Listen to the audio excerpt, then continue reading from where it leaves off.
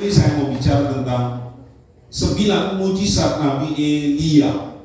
Mengapa saya bicara tentang Nabi Elia? Karena berkaitan dengan keangkatan atau kenaikan Tuhan Yesus ke surga. Pertama, Nabi Musa. Kedua, Nabi Elia yang diangkat hidup-hidup oleh Tuhan. Nah, paling penting kita mau lihat tentang Elia yang diangkat hidup-hidup oleh Tuhan. Elia sendiri dalam bahasa Ibrani adalah Eliyahu, yang berarti Yahweh adalah Tuhan. Dan Elia sendiri hidup di abad ke-9 sebelum Masehi, di bawah pemerintahan Raja Israel, kerajaan utara, yaitu Raja Ahazia dan Raja Yoram. Nah, Elia adalah seorang nabi yang dihormati, dihargai di kalangan agama Yahudi, bahkan disebut sebagai salah satu nabi besar oleh orang-orang Yahudi, dihormati oleh orang-orang Kristen dan juga orang-orang Muslim. Nabi Elia disebut berasal dari Tisbe Gilead. Nah, kalau dalam agama Muslim dia disebut sebagai Nabi Ilyas. Kita akan melihat 3 poin terlebih dahulu dari bagian pertama ini. Dari 9 mujizat Nabi Elia kita akan ikuti 3 poin. Simak baik-baik karena banyak sekali hal yang penting berguna bagi kehidupan Kristen. Nomor 1, doa Elia supaya tidak turun hujan selama 3,5 tahun. Ini doa yang sangat kuat, doa yang sangat tajam dan hebat, doa yang mempengaruhi alam semesta. Dan catatan itu diambil oleh Yakub sang pendoa, Yakobus 5 ayat 17. Elia adalah manusia biasa, sama seperti kita. Dan ia telah bersungguh-sungguh berdoa supaya hujan jangan turun, dan hujan pun tidak turun di bumi selama 3 tahun dan 6 bulan. Dia adalah seorang pendoa yang sangat perkasa,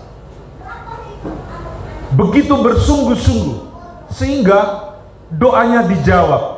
Dan doanya ini mempengaruhi semesta alam, karena dia sanggup mengunci langit sehingga tidak ada satupun tetes hujan yang jatuh, tidak ada tumpukan awan di langit, semuanya biru, dan tidak ada tanda-tanda untuk hujan dalam jangka waktu 3 tahun lebih. Alkitab tulis dia bersungguh-sungguh berdoa. Catatan yang kita tengok dalam 1 Raja-Raja 17 ayat 1 berbunyi demikian. Lalu berkatalah Elia orang Tisbe dari Tisbe Gilead kepada Ahab, demi Tuhan yang hidup, Allah Israel yang kulayani, sesungguhnya tidak akan ada embun atau hujan pada tahun-tahun ini, kecuali kalau kukatakan. Perhatikan baik-baik. Dia bilang kepada Ahab, Ahab itu seorang raja, bahwa tidak akan ada embun, tidak akan ada hujan kecuali kukatakan. Dia punya daya jangkau iman sampai ke hati Tuhan, sampai ke surga, sehingga ia sanggup menutup langit sehingga tidak ada hujan, tidak ada embun, tidak ada tetes air. Ini saya sebut doa yang dahsyat. Inilah keajaiban, tanda heran, mujizat dari Nabi Elia. Dia hanya seorang, bukan kelompok doa 1, 2, 3 orang, bukan tim doa, tapi hanya seorang. Sesungguhnya dia memiliki kekuatan kerohanian yang sangat kuat dan perkasa.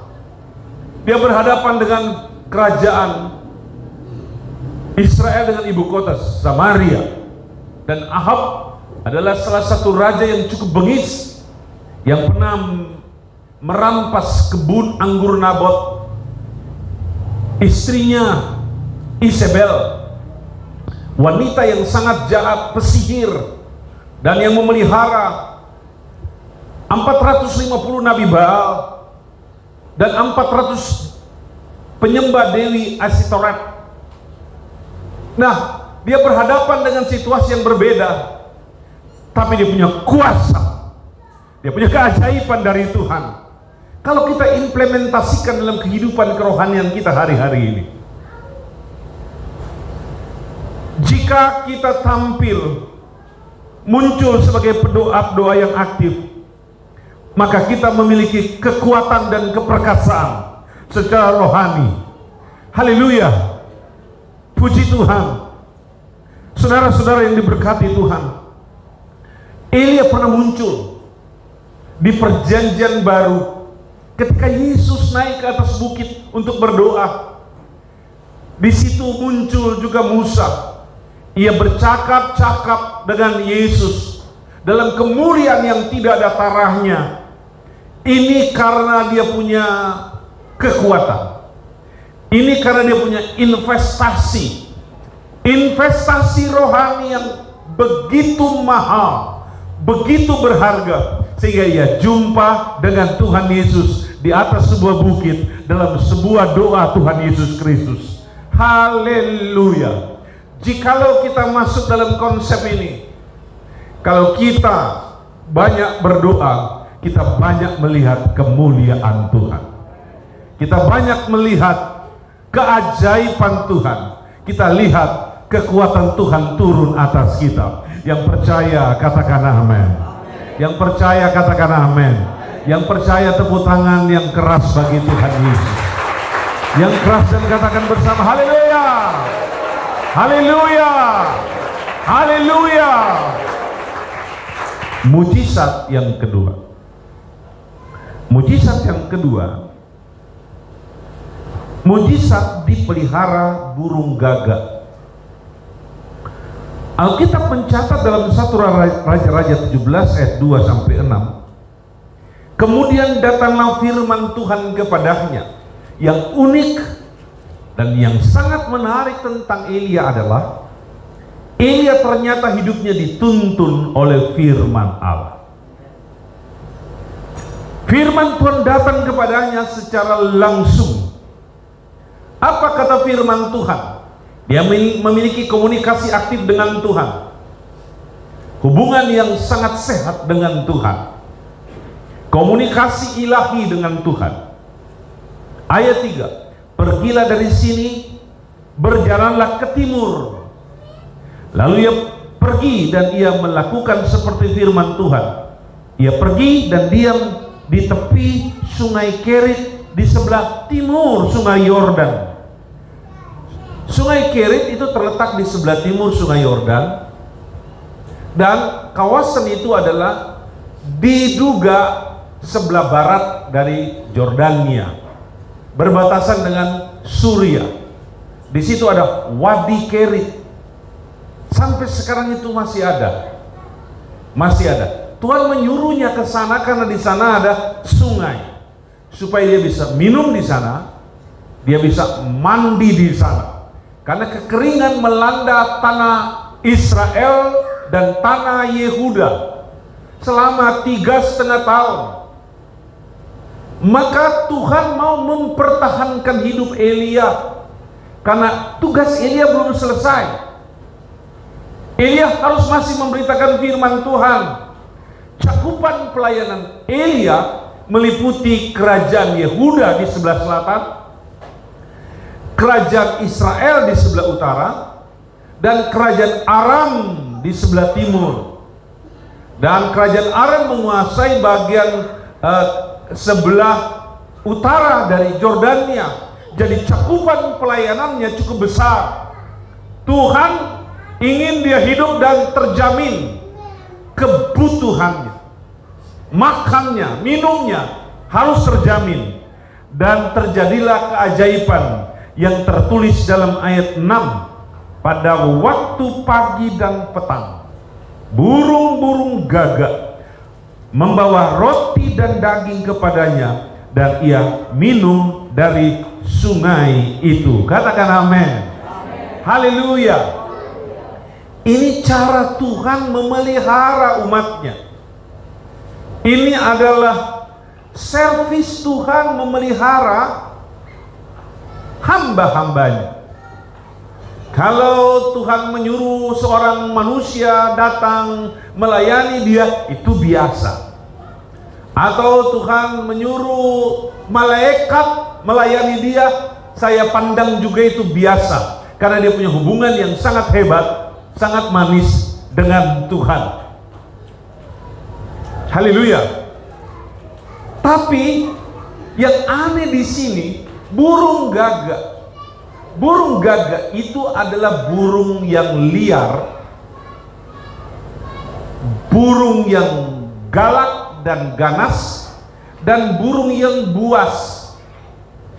Tidak mungkin bisa diatur, tapi burung pun bisa diatur oleh Tuhan. Burung bisa diarahkan oleh Tuhan. Burung bisa dibuat oleh Tuhan mengerti jadwal. Burung gagak kalau ketemu roti pasti dia makan sendiri, sedangkan teman burung gagaknya dia tidak bagi. Burung gagak kalau ketemu daging dia konsumsi sendiri, dia tidak bagi dengan kakaknya dan adiknya. Karena ini burung yang liar dan buas. Warnanya saja sudah jelas. Burung gagak warnanya apa? Nah, hitam. Gitu. Dan burung ini pemakan bangkai. Tapi coba saudara perhatikan, dari mana pula burung ini mengambil roti? Dia curi dari mana ini roti? Mungkin ada ibu-ibu baru masak roti, baru keluar dari pembakaran alias oven. Tiba-tiba itu roti hilang. Dicuri sama burung gagak, dikirim sama Elia. Jangan coba kita pikirkan dari mana asalnya. Tuhan sudah siapkan, dan ini servis untuk orang yang takut akan Tuhan, servis untuk hamba Tuhan. Sehingga orang-orang bilang begini, dari mana dapat berkat, bro? Dari burung gagak.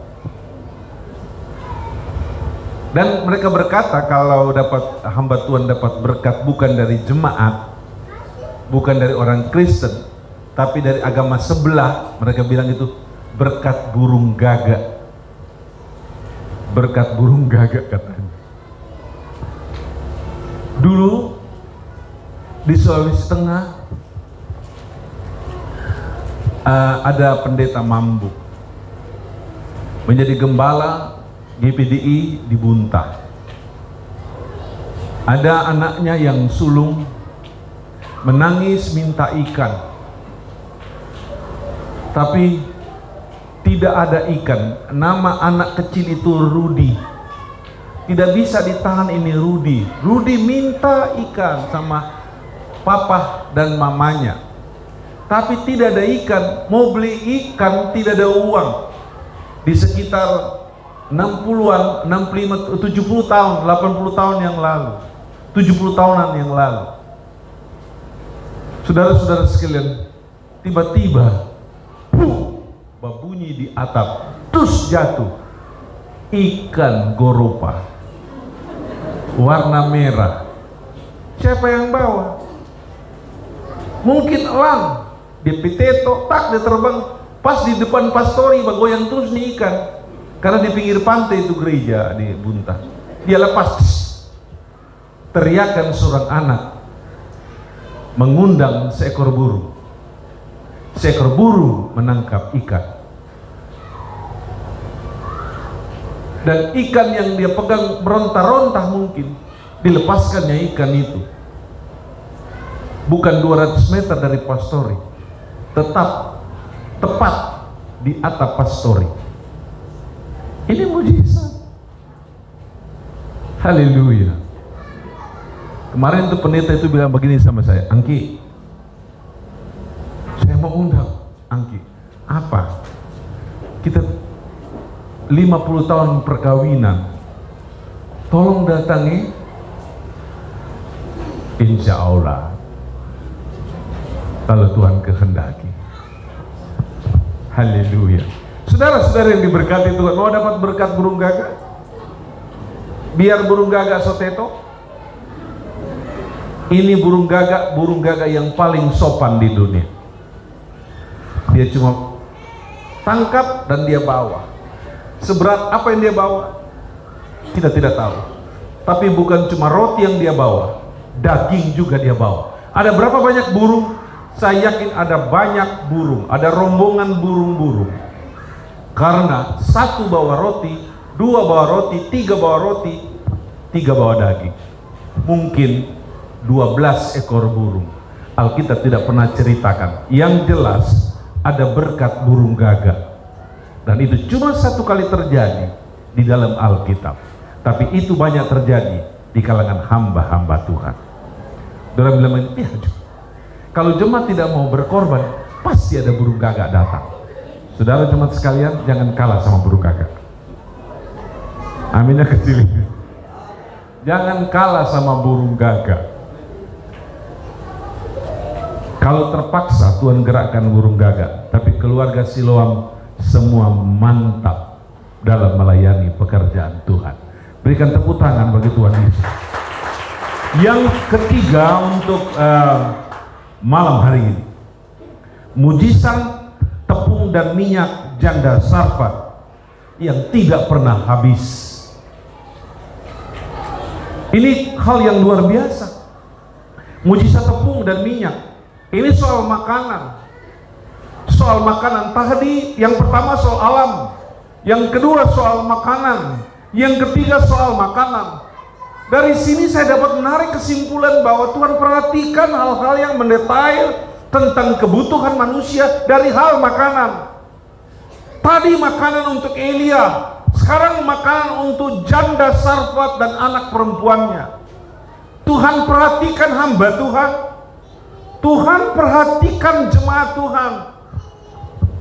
Cara-cara istimewa Tuhan sudah rencanakan dan pasti akan buat untuk kita. Jangan khawatir menjalani kehidupan ini. Tuhan tidak pernah berhenti jadi Tuhan. Tuhan itu selamanya Tuhan. Dia sanggup menyediakan hal-hal yang penting dalam diri kita, hidup kita, keluarga kita, dan juga masa depan kita. Tuhan adalah jaminan bagi kita, dan jaminannya itu adalah jaminan yang sempurna. Saudara-saudara, dalam 1 Raja-Raja 17 ayat 8, maka datanglah firman Tuhan kepada Elia. Semua mujizat didahului dengan firman. Saya ulangi, semua mujizat didahului dengan firman. Jadi begini, kalau kita ingin melihat mujizat, maka kita dahului dengan firman. Maka umat Tuhan jangan malas baca firman Tuhan, jangan juga malas ibadah, karena di situ ada pemberitaan firman Tuhan. Makin banyak firman yang kita baca, makin banyak mujizat yang kita alami. Kita rindu mujizat sembuh dari sakit, tapi kita malas baca firman. Kita rindu supaya ekonomi kita terbuka lebar dan berjalan dengan baik, tapi kita malas mendengarkan firman Tuhan, malas beribadah. Jangan salahkan Tuhan. Kita tengok bahwa 3 mujizat pertama untuk Elia selalu didahului dengan firman. Saudara-saudara, dia bilang begini, bersiaplah, pergilah ke Sarfat yang termasuk wilayah Sidon. Jauh. Sidon itu kalau dia di daerah Tisbe Gilead atau dia berasal dari Samaria, dia mesti ke utara dulu. Di utara dia melalui Gunung Tabor. Dari Gunung Tabor dia turun ke Haifa. Dari Haifa dia lanjut ke Acre, perbatasan dengan Libanon. Dari Libanon dia mesti berjalan sekitar 20 km lagi, baru tiba di kawasan yang disebut Sidon, kota tua, kota dagang tua. Dan sekarang Sidon itu di kawasan Libanon, tempatnya Hizbullah. Mau pergi? Rindu saya mau ke sana. Tapi kawasan itu sulit sekali dijangkau. Saudara dengar-dengar ada roket yang ditembakkan dari sebelah utara ke Israel, itu kebanyakan dari kawasan Sidon dan sekitarnya. Jadi jangkauan pelayanannya sampai ke Sidon Libanon, jangkauan pelayanannya sampai ke Sungai Kerit, jangkauan pelayanannya sampai di Yerusalem, di sebelah selatan, cakupan pelayanannya luar biasa. Semua titik dan lokasi kemana dia pergi selalu berdasarkan firman. Haleluya. Andalkan firman, anak-anak muda. Kalau engkau pergi belajar di sekolah, mulailah dengan baca 1-2 ayat pagi hari. Pulang sekolah, bacalah ayat 1-2 ayat setiap pulang sekolah. Tante-tante, om-om sebelum bikin bubur sayur alias tinutuan, bacalah 1 ayat. Kalau malas baca 2 ayat.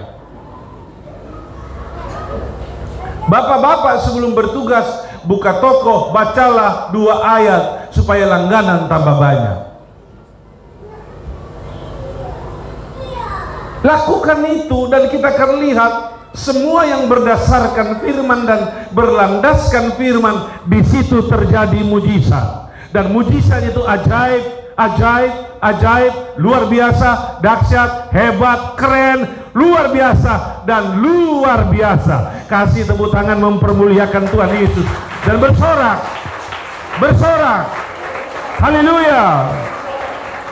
Saudara-saudara sekalian, bersiaplah pergi ke Sarfat yang termasuk wilayah Sidon dan diamlah di sana. Ketahuilah, aku telah memerintahkan seorang janda untuk memberi engkau makan. Sesudah itu ia bersiap lalu pergi ke Sarfat. Setelah ia sampai di pintu gerbang kota itu, tampaklah di sana ada seorang janda sedang mengumpulkan kayu api. Ia berseru kepada perempuan itu, katanya, cobalah ambil bagiku sedikit air dalam kendi supaya aku minum. Ketika perempuan itu pergi mengambilnya, ia berseru lagi, cobalah ambil juga bagiku sepotong roti. Sobat suruh, basuruh lagi. Sobat perintah tidak kenal ini, tidak kenal. Kasih saya minum. Habis minum, kasih saya roti. Perempuan itu menjawab, demi Tuhan Allahmu yang hidup, sesungguhnya tidak ada roti padaku sedikit pun kecuali segenggam tepung dalam tempayan dan sedikit minyak dalam buli-buli. Dan sekarang aku sedang mengumpulkan 2-3 potong kayu api. Kemudian aku mau pulang dan mengolahnya bagiku dan bagi anakku. Setelah kami memakannya, maka kami akan mati. Saya cuma bilang di sini karena seluruh kawasan itu sedang dilanda dengan apa yang disebut kelaparan hebat karena 3,5 tahun tidak turun hujan. Dampaknya itu sampai di Libanon, di Sarfat ada janda dan anak perempuannya di situ. Nabi Elia pergi ke sana atas dasar firman. Sampai di sana dia main perintah sana perintah sini. Tetapi Elia berkata kepadanya, janganlah takut. Pulanglah dan buatlah seperti yang kau katakan, tapi buatlah lebih dulu bagiku sepotong roti bundar kecil daripadanya, dan bawalah kepadaku, kemudian barulah kau buat bagimu dan bagi anakmu. Wow, dia bilang bikin, kau bapak kita. Sobat suruh bikin, suruh balik kemari. Paksa sekali ini. Saudara-saudara, ayat 15, lalu pergilah perempuan itu dan berbuat seperti yang dikatakan Elia.